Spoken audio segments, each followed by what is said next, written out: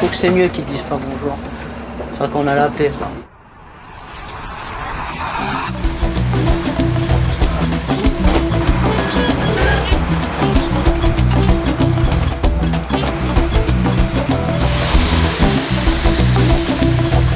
Je m'appelle Jean-Pierre, je suis chauffeur sur la ligne 68 depuis 10 ans. Combien je dois à la peau, une poussette et le bébé? Ah bah la poussette c'est gratuit hein. Et le bébé, Bon, bah, et nous c'est deux. pareil. Ah, il y a Alors, que vous moi. par contre. Vous Alors, c'est 8 francs. Ben, moi j'avais choisi ce métier pour le rapport qu'on avait avec la clientèle, quoi, pour le contact humain. Et ce qui m'ennuie aujourd'hui, c'est que j'ai plus l'impression d'être le maître à bord. Et en plus du contact, j'en ai pas. J'ai beau avoir 70 personnes dans le bus, discuter avec personne. Hein. Malgré mon physique, ben, j'ai quand même été agressé sur mon lieu de travail. Il m'est arrivé qu'un individu un petit peu excité est monté dans mon bus et m'a mis un coup, quoi. C'est pas parce qu'on est sur une ligne tranquille, on peut aussi avoir des problèmes. Moi, ça m'est arrivé dans le 7e arrondissement, dans un quartier très calme, à 50 mètres du ministère des Transports.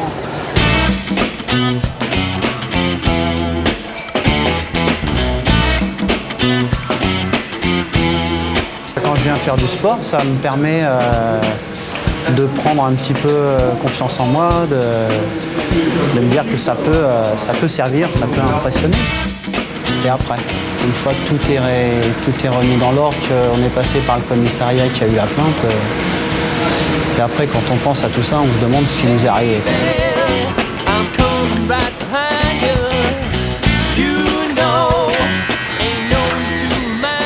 Monsieur Apollonius, s'il vous plaît. Bonjour, asseyez-vous. Le cas de Monsieur Apollonius est assez exemplaire parce qu'il y a eu vraiment un arrêt de travail, une psychothérapie, une alternance à la conduite où on l'a fait reprendre progressivement. C'est vraiment juste après l'agression où là je me suis dit qu'est-ce que je fais ? Il faudra que je reprenne le volant, mais comment ? Je veux dire, j'avais perdu mes marques là. Il fallait que je fasse quelque chose avec quelqu'un qui m'aide. Tout seul, je pouvais pas, de toute façon. Il aurait sûrement fallu que je change de métier d'ailleurs. J'avais peur au départ justement de ne plus rien supporter puis de devenir vraiment méchant, quoi. Je dirais réagir de la même façon qu'on a agi sur moi, quoi. Il y en a qui reprennent tout de suite, qui veulent entendre parler de rien. On s'aperçoit d'ailleurs souvent à tort parce qu'ils ont enfoui les choses et puis 3 mois après, c'est à ce moment-là où ils craquent.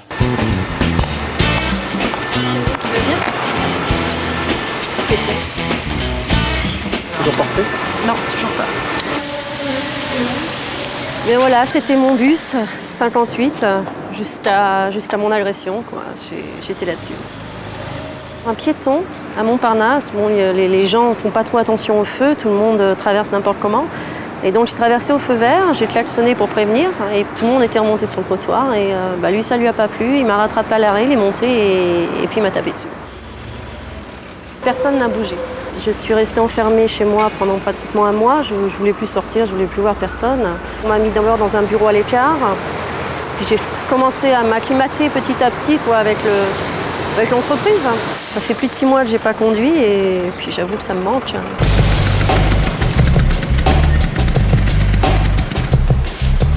J'évite de venir en tenue au travail. J'ai eu une fois des enfants quoi, qui m'ont lancé des cailloux.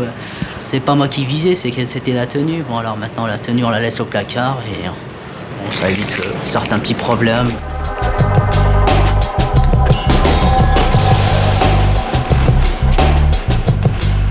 Personnellement il m'est arrivé en l'espace de 2 mois 4 agressions. J'ai eu une agression à l'arme blanche une nuit, un automobiliste qui voulait en découdre avec la régie, il a fini par détruire le bus, quoi. Et la quatrième, je crois que pour moi ça a été une des plus dures, parce que là ça finit sur le trottoir, c'est une personne, non pas un jeune, 28, 29 ans, m'a craché à la figure. De ma vie, moi je n'ai craché même pas sur un animal, je ne considère pas qu'on me crache sur le visage d'une personne. Ça a été vraiment, je veux dire, pour moi, la goutte qui a fait déborder le vase. Et je l'ai très très mal pris, hein. Tellement que je l'ai mal pris que la personne, j'ai mis une tête dans les règles de l'art et jusqu'à presque le tuer. Ouais. Et moi j'ai 3 enfants, je veux pas finir que mes enfants me ramènent à Fresnes des oranges, hein. C'est pas le but du jeu. Hein. Pourquoi? Je me pose la question, pourquoi ils font ça les gens? À lire tous les jours sur les panneaux, arriver au dépôt, jet de projectiles, menaces verbales, menaces de mort. Mais attendez, c'est pas là, c'est quoi tout ça?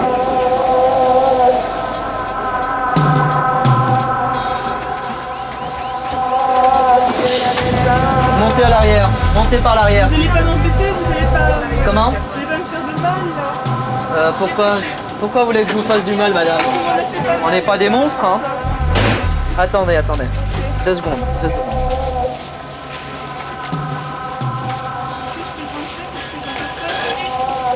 On vous comprend, c'est bon.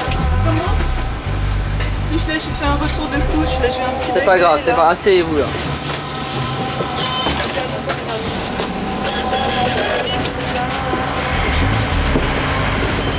Je trouve que c'est mieux qu'ils disent pas bonjour. C'est vrai qu'on a la paix, quoi.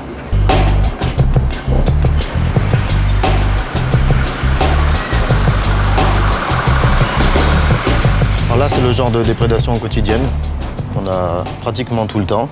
Alors là, nous avons plusieurs dossiers qu'on sera obligé de remplacer. Ça, c'est tous les jours. Quelquefois, c'est plus ou moins signé. C'est plusieurs dizaines par jour, hein. De 30 à 50, des fois plus. S'ils abîment toute une voiture, des fois, c'est assez poussé. Les vitres, pareil, ça, c'est une vitre qu'il faudra rebuter parce qu'elle est complètement rayée. Il faudra la changer. Voilà, là, vous avez encore une vitre. Et puis alors là, des graffitis qui ont été traités mais qu'on n'arrive plus à récupérer. En général, dans les 10-15 premières heures, on arrive à en récupérer 95%. Mais dès que c'est un petit peu ancien, c'est fini. Donc on peut les faire un petit peu pâlir comme ça, mais c'est tout. Ça n'ira pas plus loin. Donc, si nos techniques ont évolué, celle des taggers aussi, puisque en général, ce sont les mêmes fournisseurs qui fournissent et la peinture et les détergents anti-peinture. Nous sommes donc à l'atelier de maintenance des joncherolles. C'est ici qu'on répare toutes les rames de la banlieue de Paris-Nord.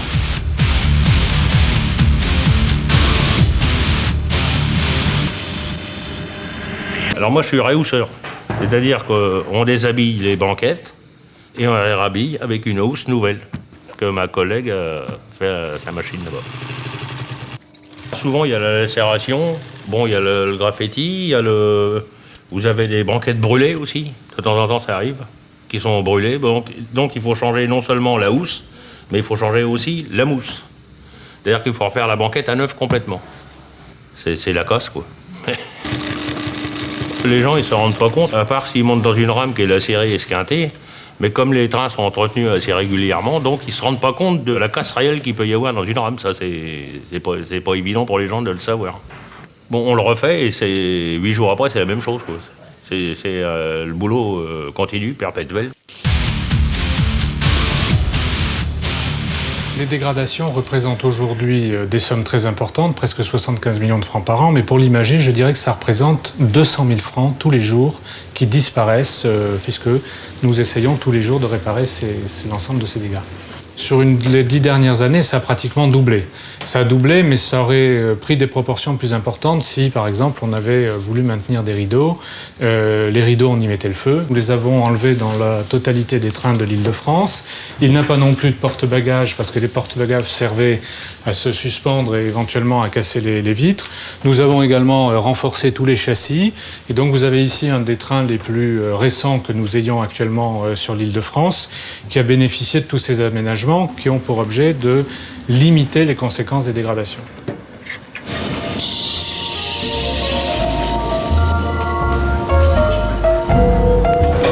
Mesdames, Messieurs, des pickpockets sont susceptibles d'agir dans cette station.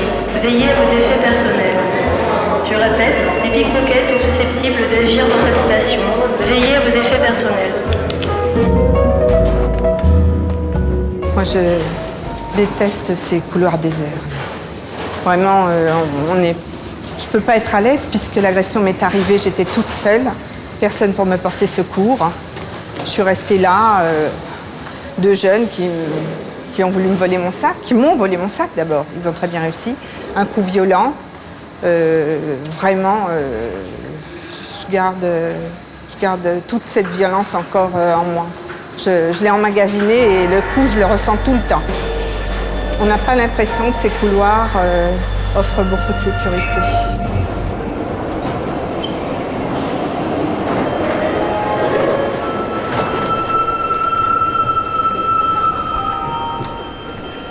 Ça a été un peu dramatique, puisque je me suis retrouvée à l'hôpital longtemps. Bon, le plus difficile, une fois que le problème médical est complètement réglé, parce qu'il y a un acharnement des médecins à ne pas vous laisser mourir, une fois que ce problème a été réglé, ça a été ensuite psychologiquement dur de reprendre les transports, de se retrouver dans la foule. Je reste très prudente. Je choisis mon emplacement et je me rapproche du monde. J'aime bien voir la porte par laquelle le danger peut arriver. Bon, s'il y a danger, moi, je l'imagine toujours.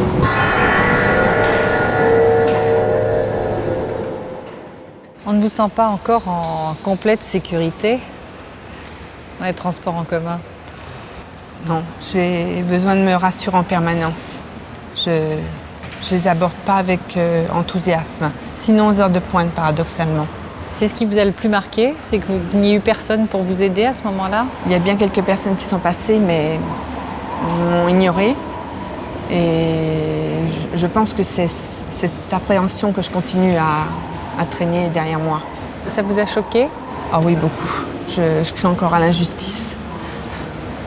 Je trouve qu'il y avait un minimum à faire. Angélique, vous, il vous arrive une histoire beaucoup plus dramatique que celle de Simone, puisque vous avez été poignardée. Est-ce que vous avez senti l'agression venir ou ça a été trop brusque? Est-ce qu'il y a une... Comment ça s'est passé? Je ne l'ai pas senti venir, c'était dans le dos. J'étais bien assise. J'attendais un moment pour descendre. D'un coup, je sens, on dirait, le poids du bus qui me tombait sur les épaules. Il n'y a pas eu d'altercation? Non, c'était... rien, comme ça. Et derrière, il y avait le fou avec un grand couteau cuisinier qui me pourchassait. Il voulait continuer à m'assommer des coups de couteau en disant qu'il était psychopathe. Ah, il le disait lui-même? Ah, il le disait lui-même. C'était un jeune métis qui en voulait à tous ceux qui ont donné jour, tous les Noirs qui ont donné jour.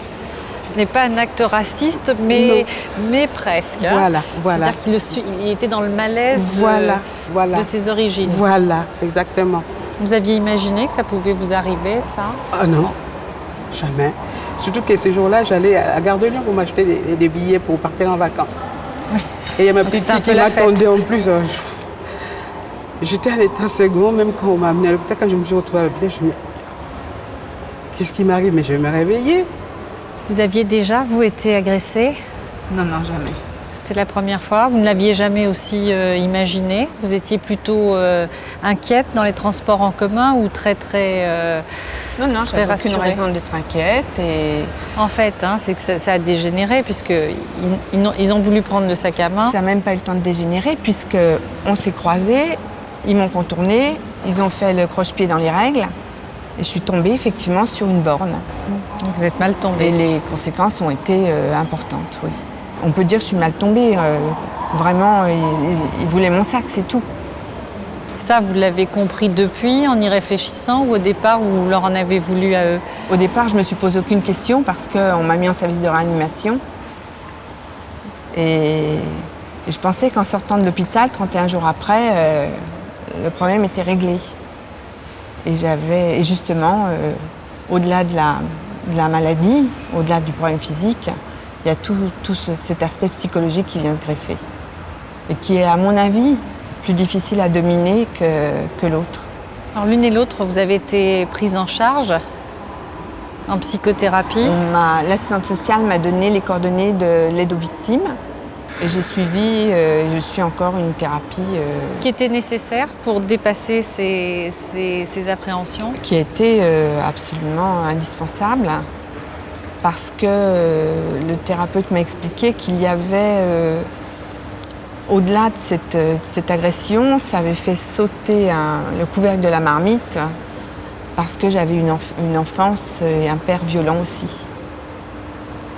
Ah oui, donc ça après, vous a- c'était le chaos, j'ai tout mélangé et C'est-à-dire, vous êtes rentré aussi dans un circuit de cauchemar, dans un système de cauchemar. Vous en êtes où, vous, de cette thérapie? J'en vois pas bien le bout. J'ai du mal à intégrer que c'est une maladie, la dépression nerveuse. Parce que c'est ce que ça a provoqué? Oui. Oui, je suis suivie par un psychiatre maintenant. Et je suis en mi-temps thérapeutique parce que, comme j'ai eu un traitement du comportement avec l'aide d'amis, avec ma famille, j'ai pu retourner dans les transports en commun. Donc, de travailler à mi-temps, ça me permet de ne pas perdre cet acquis. Ça a eu donc aussi une grande influence sur votre métier et votre vie professionnelle. Voilà. Je fuirais plutôt mes responsabilités maintenant. À ce point? Oui, oui, je veux plus de conflits, je veux plus de tout ça. Ça a provoqué les mêmes choses sur vous? Moi, plutôt, je me sentais forte. Puisque vous, il faut dire que vous êtes infirmière. Oui, voilà. Je me sentais forte. Et là, tout d'un coup, je me sentais vulnérable. Donc vous avez encore un long chemin en thérapie pour vraiment vous sentir bien? Oui. Quand je suis dans le bus, je ne suis pas encore arrivée, je ne suis pas tranquille. Qu'est-ce qui va m'arriver encore? Aller expliquer à une petite fille de 5 ans qu'on ne peut plus partir parce que mamie a été agressée. Bien sûr, elle l'a mis du temps, c'est pour le réaliser, elle.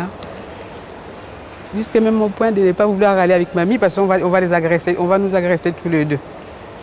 Donc ça a débordé sur tout un peu, sur toute la famille. Voilà, voilà. 69, position Châtelet-Léal. Oui, alors à la station Châtelet, sur lequel ligne 4, on me signale la présence de voleurs à la tire. Oui, c'est bien Châtelet Métro.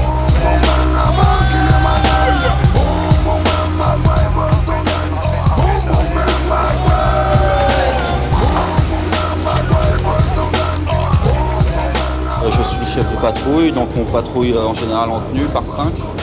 Notre mission principale, c'est sécurisation des voyageurs, ainsi que sécurisation du personnel.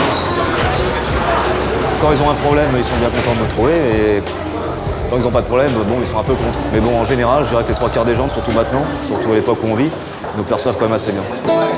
Bonjour messieurs. Votre autorisation, s'il vous plaît.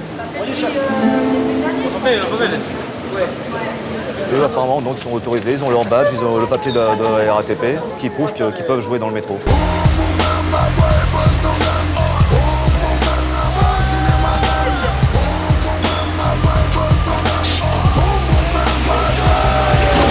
Le quotidien, c'est présence dans les stations, rassurer le personnel, veiller au matériel de la RATP et puis s'occuper de toutes les infractions qu'on peut trouver quand on parcourt une station, quoi, comme le fumeur, comme une personne qui fraude devant nous. Toutes les infractions, je dirais entre guillemets banales. En général, c'est toujours les mêmes têtes qu'on retrouve, toujours les mêmes individus.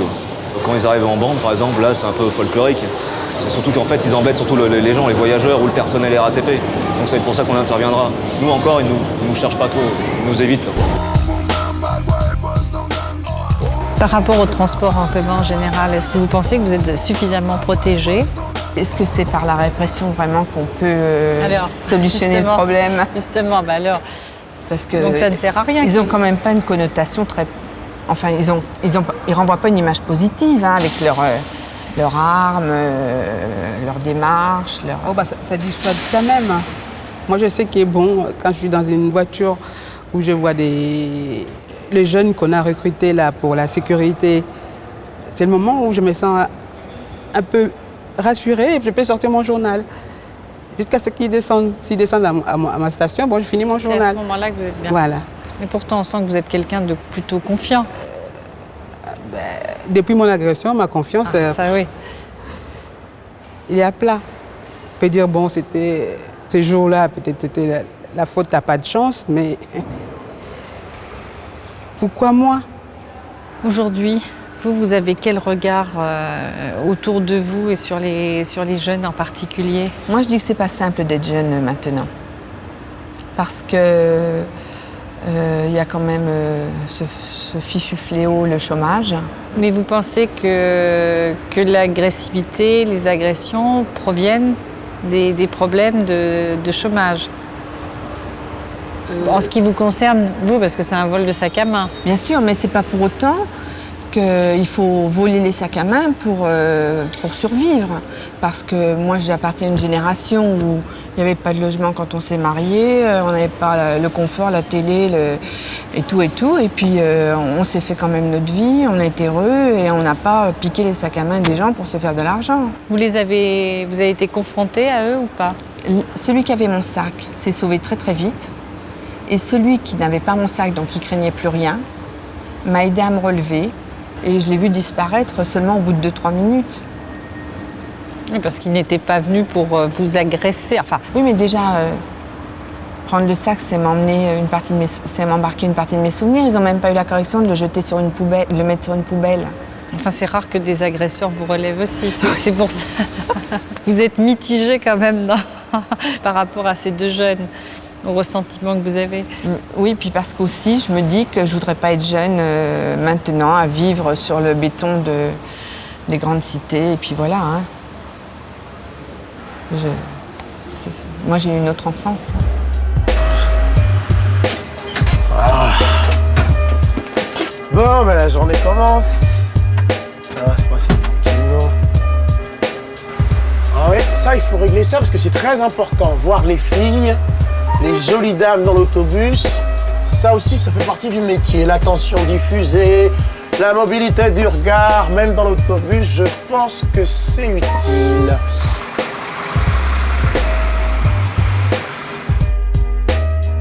Alors, je travaille à la RATP depuis 5 ans. Et surtout, à côté de ça, ben, j'ai une activité qui est la musique, quoi, surtout. Je suis rappeur avant tout. Il y a plein de faits là-dedans dans l'autobus qui m'inspirent pour écrire des textes, quoi. Ça, c'est certain. Je devrais pas le dire, mais il m'est arrivé d'écrire au volant. C'est-à-dire d'avoir une idée, j'arrive au terminus, il faut que je l'écrive tout de suite avant qu'elle ne s'en aille, quoi. Et en fait, bon, ça m'a servi pour quelques textes, évidemment. Et moi, je trouve ça bien, je trouve mon équilibre, c'est comme ça. Il y a certains, bon, ils ont le foot après le boulot, ben moi, c'est la musique. Et ça se passe comme ça, et j'utilise le boulot même pour faire de la musique. Donc, je peux marier les deux, il n'y a pas de jaloux, tout va bien.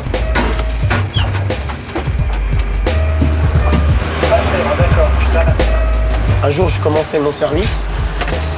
On a des policiers de temps en temps qui viennent dans les locaux chez nous. Et le type, il me serre la main, je suis en tenue, il me serre la main, bonjour, ça va, belle journée et tout. Bon, le policier sympathique, quoi, ça allait. 2 jours après, j'étais pas en tenue, et ben, le même mec, c'était le jour et la nuit, quoi. Il m'a coincé, ouais, c'est quoi, qu'est-ce que tu fais comme métier pour avoir une telle voiture et tout, ouais, alors, je l'ai laissé un peu déballer ses conneries, et puis après, j'ai dit, mais vous avez la mémoire courte, parce qu'il y a 2 jours, vous m'avez serré la main, parce que j'avais la tenue du club, quand même. Et là, aujourd'hui, je dis donc, et puis, je veux dire, arrivé à un moment, il y a des choses qu'ils ne devraient pas faire. Je pense que c'est malheureux à dire, mais certains d'entre eux favorisent ce qui est justement de la violence. Je n'ai pas la couleur locale, d'entrée je suis une cible. Mes prédateurs me guettent, ceci dès que possible. Mon look ne passe pas, ma couleur encore moins. Combien de fois j'ai été victime sans parler des miens. Ma couleur noire est synonyme d'ennui. Je fais l'objet d'arrestation dès que je circule la nuit. Ma carte d'identité devient mon permis pour bouger. Ma vie de citoyen, c'est un cauchemar dans la société.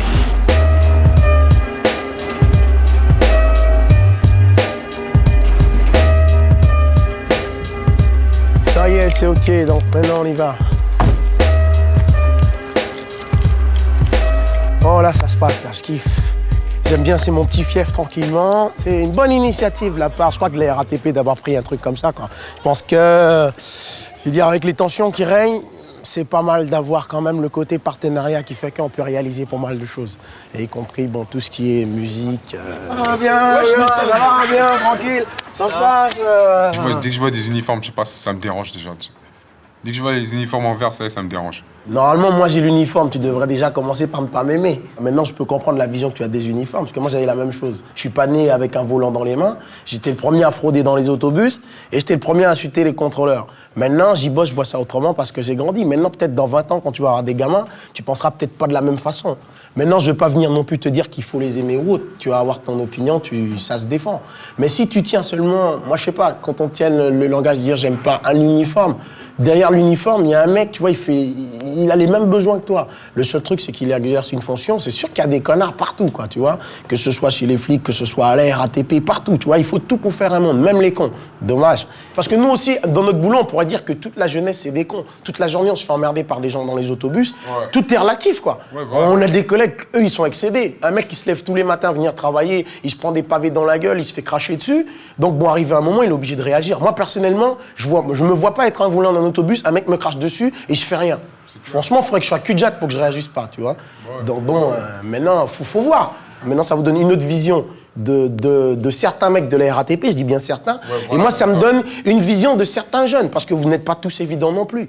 Avant, quand je faisais du 123, je passais là, j'avais une poignée qui m'emmerdait continuellement. Il a fallu travailler au corps pour qu'on dise « Attendez les mecs, moi je suis pas là pour vous emmerder, là. Je suis là pour conduire un autobus. » Et aujourd'hui, je me retrouve ici avec vous et on fait du taf. Donc ça veut dire que il y a de la bêtise des deux côtés, quoi. Y'a pas de chance, frérot, c'est pas le sujet hors sujet. Dès que tu remues tes émotions, c'était une bonne récréation, assez rapide mais bon.